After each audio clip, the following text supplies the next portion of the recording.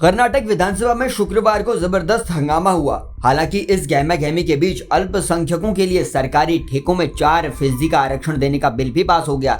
इसके साथ ही मंत्रियों और विधायकों के वेतन से जुड़ा बिल भी पारित कर दिया गया।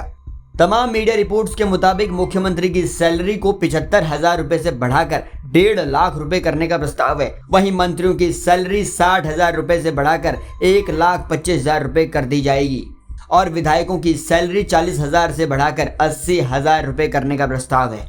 तो वहीं विपक्ष ने जमकर बवाल भी काटा। भाजपा विधायकों ने 4% वाले कोटा विधेयक की कॉपी फाड़ उसे स्पीकर की तरफ फेंक दिया। बीजेपी इस विधेयक को असंवैधानिक बताकर इसका विरोध करने में जुटी है।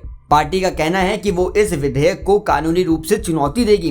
विधेयक को पारित किए जाने के खिलाफ भाजपा विधायक नारेबाजी करते हुए स्पीकर की तरफ आ गए।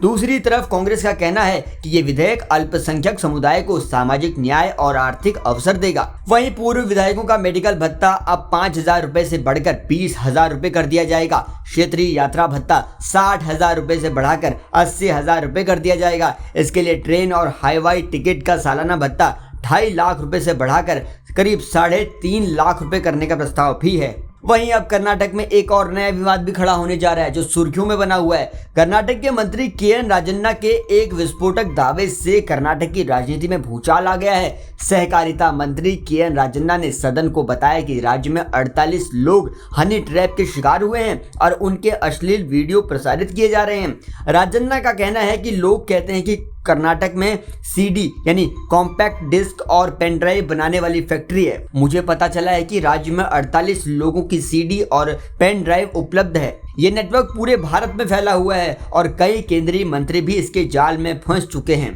कर्नाटक के सीएम ने कहा है कि ऐसे मामले में किसी को भी बचाने का सवाल ही नहीं उठता। कानून के मुताबिक दोषियों को सजा मिलनी चाहिए। गृह मंत्री ने जवाब दिया है कि अगर राजन्ना ने शिकायत की है तो उच्च स्तरीय जांच होगी। राजन्ना ने किसी का नाम तो नहीं लिया। अगर उन्होंने किसी का नाम लिया होता तो कार्रवाई हो सकती थी। मामले में किसी को बचाने का सवाल ही नहीं उठता है।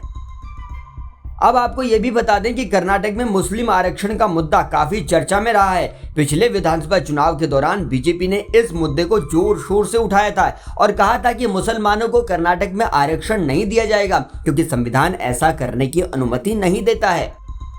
बीजेपी के हमले का कांग्रेस ने जवाब दिया था कि ऐसे प्रस्ताव का मकसद सभी वंचित समुदायों को बराबर मौके उपलब्ध कराना होगा। एक कांग्रेस विधायक रिजवान का कहना तो था कि कांग्रेस हर अल्पसंख्यक समुदाय को, खासकर समाज के कमजोर वर्ग को बराबर के मौके देना चाहती है। उन्होंने कहा कि ऐसा करना तुष्टीकरण की राजनीति नहीं है और ठेकेदारी के पूरे कारोबार पर अपर क्लास का दबदबा है। उस वक्त कहा जा रहा था कि कर्नाटक के सीएम सिद्धरामैया का ये बड़ा दांव माना जा सकता है, लेकिन अब जब ये प्रस्ताव पास हो गया है तो अब सियासत होने लग रही है। बीजेपी के विधायकों ने तो सरेआम सदन में बिल की कॉपी को फाड़कर स्पीकर की तरफ फेंक दिया। फिलहाल आप इस पूरे मामले पर क्या कहते हैं कमेंट सेक्शन में लिखकर बताइएगा। देश और दुनिया की खबरों को आसान भाषा में समझने के लिए देखते रहिए जनसत्ता।